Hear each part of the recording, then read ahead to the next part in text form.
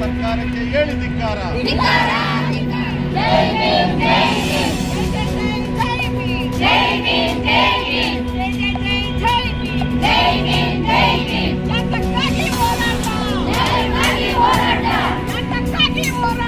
ಏನೋ ಅಂತಾರಾಷ್ಟ್ರೀಯ ಮಾನವ ಹಕ್ಕುಗಳ ದಿನ ಆಚರಣೆ ಆಗ್ತಾ ಇದೆ. ಇಡೀ ಜಗತ್ತಿನಲ್ಲಿ ಮಾನವ ಹಕ್ಕುಗಳನ್ನ ರಕ್ಷಣೆ ಮಾಡ್ತಕ್ಕಂಥ ನಿಟ್ಟಿನಲ್ಲಿ ಎಲ್ಲಾ ಸರ್ಕಾರಗಳು ತಮ್ಮ ಜವಾಬ್ದಾರಿಯನ್ನ ತೆಗೆದುಕೊಳ್ಬೇಕು ಅಂತ ಹೇಳಿ ಅಂತಾರಾಷ್ಟ್ರೀಯ ಮಟ್ಟದಲ್ಲಿ ಒಡಂಬಡಿಕೆಗಳಾಗಿದ್ದಾವೆ.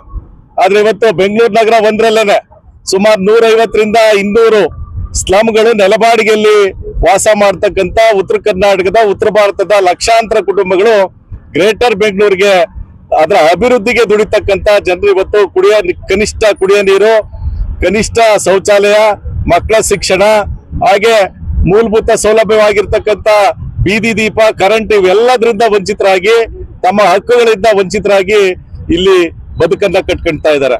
ಇಂಥ ಜನರಿಗೆ ಇಲ್ಲಿನ ಸರ್ಕಾರ ಗ್ರೇಟರ್ ಬೆಂಗಳೂರಿನ ಏನೋ ಮುಂದೆ ತಂದಿದ್ದಾರೆ. ಈ ಗ್ರೇಟರ್ ಬೆಂಗಳೂರಿಗೆ ದುಡಿತಾ ಇರ್ತಕ್ಕಂಥ ಸ್ಲಮ್ ಜನರಿಗೆ ಒಂದು ನೀತಿಯನ್ನ ರೂಪಿಸಿ ಅವರ ಒಂದು ಮಾನವ ಹಕ್ಕುಗಳನ್ನ ರಕ್ಷಣೆ ಮಾಡಬೇಕು ಅಂತಕ್ಕಂಥ ಒಂದು ನಿಟ್ಟಿನಲ್ಲಿ ಇವತ್ತು ಈ ಮಾನವ ಹಕ್ಕುಗಳ ದಿನದಂದು ಒಂದು ಸಾಂಕೇತಿಕವಾಗಿರ್ತಕ್ಕಂಥ ಪ್ರತಿಭಟನೆಯನ್ನ ಮಾಡಿ ಸರ್ಕಾರವನ್ನ ಎಚ್ಚರಿಸ್ತಕ್ಕಂಥ ಒಂದು ಕೆಲಸವನ್ನ ಸ್ಲಮ್ ಜನಾಂದೋಲನ ಕರ್ನಾಟಕ ಮತ್ತೆ ಸಾವಿತ್ರಿ ಬಾಪಲೆ ಮಹಿಳಾ ಸಂಘಟನೆ, ಹಾಗೆ ದಕ್ಷ ಮಹಿಳಾ ಸಂಘಟನೆ, ಮತ್ತೆ ಭೀಮ್ ಜ್ಯೋತಿ ಮಹಿಳಾ ಸಂಘಟನೆ, ಸಫಾಯಿ ಕರ್ಮಚಾರಿಗಳ ಕಾವಲು ಸಮಿತಿ ಜಂಟಿಯಾಗಿ ಹಮ್ಮಿಕೊಂಡಿರ್ತಕ್ಕಂಥದ್ದಿದೆ.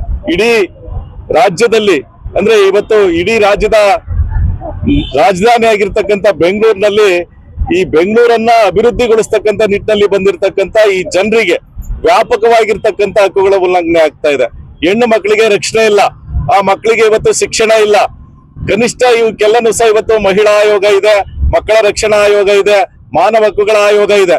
ಈ ಎಲ್ಲ ಆಯೋಗಗಳನ್ನು ಒಳಗೊಂಡಂಗೆ ರಾಜ್ಯ ಸರ್ಕಾರ ಬೆಂಗಳೂರಿಗೆ ದುಡಿತಾ ಇರ್ತಕ್ಕಂಥ ಈ ಜನರಿಗೆ ಒಂದು ನೀತಿಯನ್ನ ರೂಪಿಸಬೇಕು ಅಂತಕ್ಕಂಥ ಒಂದು ನಿಟ್ಟಿನಲ್ಲಿ ಈ ಒಂದು ಪ್ರತಿಭಟನೆಯನ್ನ ಹಮ್ಮಿಕೊಂಡಿರ್ತಕ್ಕಂಥ ಬೇಡಿಕೆ ಇವತ್ತು ರಾಜ್ಯ ಸರ್ಕಾರ ಈ ನೆಲಬಾಡಿಗೆ ಸ್ಲಮ್ಗಳಿಗೆ ಇವತ್ತೇನು ಅನಧಿಕೃತವಾಗಿ ನೆಲಬಾಡಿಗೆಯಿಂದ ಭೂ ಮಾಫಿಯಾಗಳು ವಸೂಲಿ ಮಾಡ್ತಾ ಇದಾವೆ, ಇದನ್ನ ಕಂಟ್ರೋಲ್ ಮಾಡ್ಲಿಕ್ಕೆ, ನಿಯಂತ್ರಣ ಮಾಡ್ಲಿಕ್ಕೆ ಈ ಒಂದು ನೀತಿಯನ್ನ, ಕಾನೂನನ್ನ ರೂಪಿಸಬೇಕು ಅಂತಕ್ಕಂಥ ಒಂದು ಒತ್ತಾಯವನ್ನ ನಮ್ಮ ಈ ಒಂದು ಪ್ರತಿಭಟನೆಯಲ್ಲಿ ಮಾಡ್ತಾ ಇರ್ತಕ್ಕಂಥದ್ದು.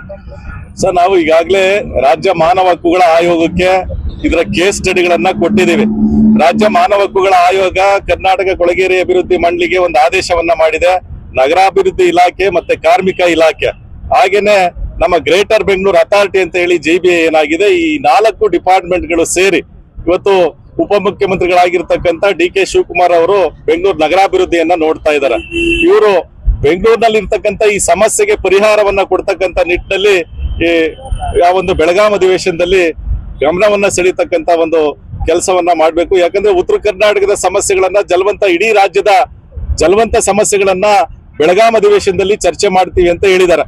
ನಾವು ಇದು ರಾಜಧಾನಿಯಲ್ಲಿರ್ತಕ್ಕಂಥ ಒಂದು ಜಲವಂತವಾಗಿರ್ತಕ್ಕಂಥ ಸಮಸ್ಯೆ, ಇದು ರಾಜ್ಯದ ಸಮಸ್ಯೆ ಆಗಿರೋದ್ರಿಂದ ಈ ರಾಜ್ಯದ ಸಮಸ್ಯೆಯನ್ನ ಬೆಳಗಾಂನಲ್ಲೂ ಸಹ ಚರ್ಚೆ ಮಾಡಿ ಇದಕ್ಕೊಂದು ಪರಿಹಾರವನ್ನ ಕಂಡುಕೊಡ್ಬೇಕು ಅಂತಕ್ಕಂಥ ಒಂದು ಒತ್ತಾಯವನ್ನ ಮಾಡ್ತಾ ಇದ್ದೀನಿ.